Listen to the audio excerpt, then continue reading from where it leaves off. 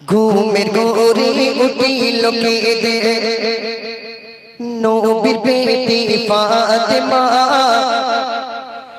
যেতে হবে দুনিয়া ছেড়ে।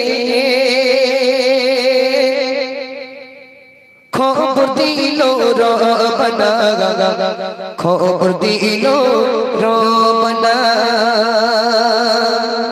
ঘুমের ঘোরে উঠিল কেঁদে নবীর বেটি ফাতেমা, যেতে হবে দুনিয়া ছেড়ে। খবর দিল রব্বানা, খবর দিল রব্বানা।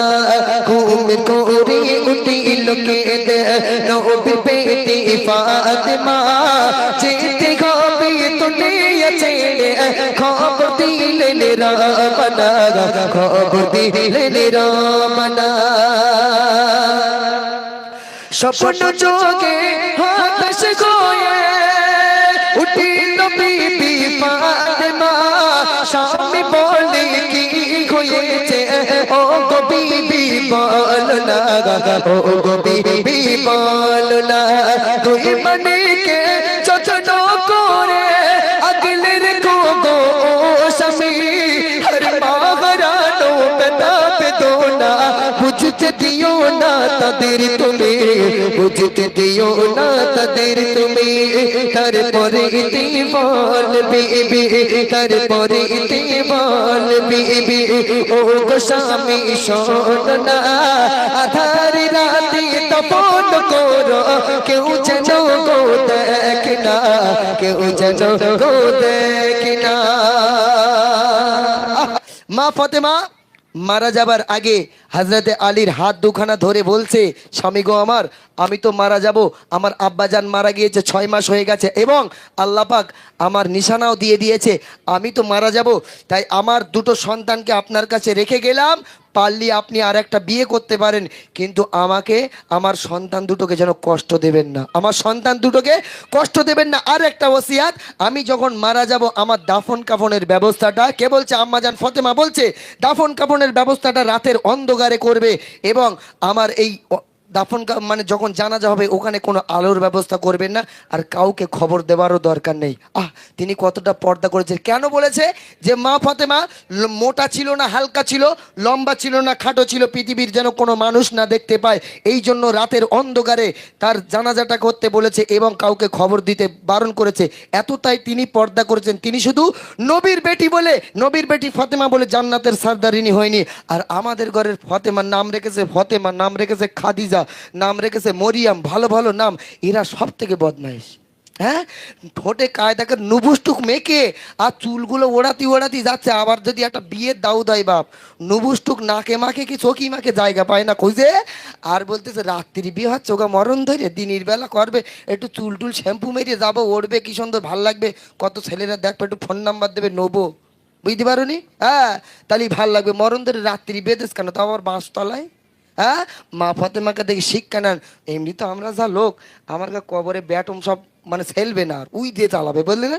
বলছে দেখুন, গায়েব সুরে হাসান গোসে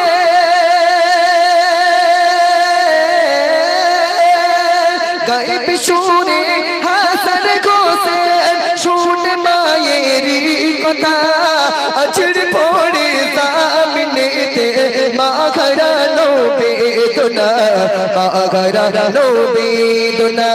কেঁদে কেঁদে হাসান গোসে বলে ও মা শোনা, এদিন পরে নানাও গেল, এদিন পরে যেও না, তুমি এদিন করো না, ইসো হয়ে যাব দুই ভাই। কে বলছে? হাসান হোসেন বলছে, ইসো হয়ে যাব দুই ভাই, ইসো হয়ে যাব দুই ভাই। দুনিয়াতে কে হবে মা, আর তোমার হাতের মধুর খানা আর তো খেতে পারবো না, আর তো খেতে পারবো না। ওই সময় হাসান হোসেন কাঁদছে আর বলছে, আম্মা জান নানাজি চলে গেছে 6 মাস আগে, আপনি আমাদেরকে রেখে যদি চলে যান, আমরা কাকে মা বলবো? আমরা একেবারে এতিম হয়ে যাব। কে আমাদের, কার হাতের আমরা মধুর খানা খাবো? ও মা, ওই সময় আম্মাজান ফাতেমা সান্ত্বনা দিচ্ছে, বাবা চিরকাল দুনিয়াতে কেউ বেঁচে থাকার জন্য আসে নাই। তোমার নানাজি বিশ্বনবী সরকার দো আলম জনাবে মোহাম্মদুর রাসূলুল্লাহ সাল্লাল্লাহু আলাইহি ওয়াসাল্লাম, তিনিও দুনিয়া থেকে পর্দা নিয়েছেন। আমি তোমাদের মা ফাতেমা, আমিও চলে যাব। কেউ আর দুনিয়াতে থাকবে না, সবাই একে একে এসেছে, একে একে চলে যাবে। বাবা আমার কথা যখন মনে পড়ে যাবে, তোমরা তোমার নানাজির কবরের পাশে গিয়ে দুটো হাত তুলে জিয়ারাত করে নেবে, মন ঠান্ডা হয়ে যাবে। এবারে ফাতেমা আসুন, নিজের গোসল, পৃথিবীর জমিনে একমাত্র একটাই মহিলা মরণের জন্য সাজগুজ করেছিল। হ্যাঁ, একটাই মহিলা, তিনি মরণের আগে তৈরি হয়েছিল, নিজের কাফন নিজে পরেছিল, নিজের গোসল নিজে করে নিয়েছিল। কেন করেছিল? একটা গোসল দিতে গেলে সেই মা ফাতেমার শরীর যারা গোসল দেবে তারা দেখবে, দেখবে না? দেখবে না, দেখবে। ওই জন্য মা ফাতেমার নিজের গোসলটা নিজে করেছিল, মহিলা হয়েও যেন মহিলার চেহারা না দেখতে পায়। আর আমাদের একটা যখন বিয়ে হয়, ও বাবা, আমাদের যখন গায়ে হলুদ মাখায়, তখন গায়ে হলুদ যখন মাখায়, তারা কজন মিলে মাখায়? উরে বাবারে, সে যা গায়ে হলুদ মাখায় বাপ, ফেরেশতাদের দেখে লজ্জা হয়ে যাবে। ইবলিস শয়তান সে বলবে, তাহলে আমার ওপরের মাল তো, হ্যাঁ আমার ওপরের মাল। আর একটা সময় আছে, সেটা বিয়ের পরে, রাগ করবেন না, কথাগুলো একটু সাবধান হয়ে যান।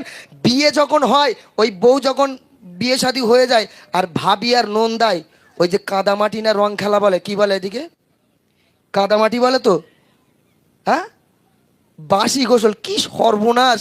নন্দাই আর ভাবি মানে ওই কাদামাটি করতেছে বাপ, হ্যাঁ। আর ইবলিস শয়তান বলতেছে, আমি তো জামাল মেরে দিছি, এ তো আমার আর লাগবে না। ও বাপ, 3টে জিনিস থেকে সাবধান। দুলা ভাই কানে ঢুকিয়ে নেন আমার মায়েরা, যদি না ঢোকে একটা বাঁকারলে ঢুকিয়ে নেন, লাঠি নিয়ে কানে গেঁথে গেঁথে ঢুকিয়ে নেন। দুলা ভাই, নন্দাই আর দাওর, এই 3 সম্বন্ধী কারেন্টের থেকেও খারাপ, লাগলেই শট মারবে। বুঝতে পারেননি? 3 সম্বন্ধী কারেন্টের থেকেও খারাপ। যখন নন্দাই আসে, এ ভাবি ভালো আছিস? ভাই তোর কতদিন দেখিনি, পিটি টিটি হাত বোলাচ্ছে। আর ভাইও দেখতে আমার ভাবি পিটি হাত বলে, খুব ভাল লাগতেছে, আর একটু বলা। বুঝতে পারেননি? এই 3টে জিনিস থেকে সাবধান। জাহান্নামায় যাওয়ার একদম মেন কারণ হচ্ছে দুলাভাই, নন্দাই আর দেওর। মিলিয়ে নেন। জামাইয়ের সঙ্গে যখন মেয়েকে মেলায় টেলায় পাঠাচ্ছে, বাপ কিছু মনে করে? আমার জামাই জামার সাথে যাচ্ছে দাদা, গায়ে লাগলি কাদা, অসুবিধে নেই দাদা। বুঝতে পারেননি? বলছে দেখুন, সাপান কপুর আতর মেখে নিচে গোসল করেছে, সাপান কপুর আতর মেখে নিচে গোসল করেছে, আর নিচে কাপন নিচে পরে মৃত্যু সাজে সেজেছে, মৃত্যু সাজে সেজেছে। মগর থেকে এসার মাঝে টুটিয়ে ছাড়েন রমণী, আর শোক ছায়ায় ভেঙে পড়ে স্বামী গজরতে আলে, স্বামী গজরতে আলে। এমডি গফর বল শোনো, কবি এমডি গফর বলে, হাদিসের এই বর্ণনা লিখে দিলাম কলম ধরে, শোনো মুমিন মুমিনা, শোনো মুমিন মুমিনা। তাহলে এই 3টে জিনিস থেকে আমাদের সাবধান হতে হবে এবং আমাদের পর্দা করতে হবে। বিনা পর্দা মেয়েদের 4টে কাজ আল্লাহ দিয়েছে: 5 ওয়াক্ত নামাজ পড়া, বছরে 30টা রোজা করা, স্বামীর সেবা করা, আর পর্দা করা। এই 4টে কাজের ভিতরে আপনারাই বলুন তিনি, মেয়েরা কোন দুটো কাজ বেশি করে? স্বামীর সেবা, পর্দা আর নামাজ আর রোজা। এই 4টে কাজের ভিতরে মেয়েরা কোন দুটো কাজ বেশি করে? বলতে পারবেন? পারবেন না। নামাজ রমজান মাসে রোজা করে একটু বেশি করে মেয়েরা, আর নামাজ টুকটাক মোটামুটি পড়ে, আর স্বামীর সেবার পর্দাটা এই দুটো করতে গেলে মাথায় দুপুরে বাস পড়ে। বুঝতে পারেননি? বলে সব হবে, পর্দা হবে না, আর স্বামীর সেবা করা হবে না। বলে কেন? বলে স্বামীর মাথায় একটু দুঃখ নাসি বুঝতে পারলে ওরা ঠিক সাইজ হয়ে কথা শুনবে না। বুঝতে পারেননি?